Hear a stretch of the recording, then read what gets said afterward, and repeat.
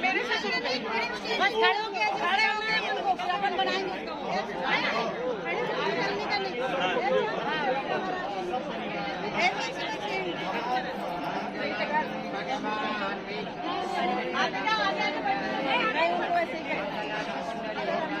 अच्युतं केशवं रामनारायणं कृष्णदामोदरं वासुदेवं हरिं श्रीधरं माधवं गोपिकावल्लभं जानकी नायकं रामचन्द्रं भजे।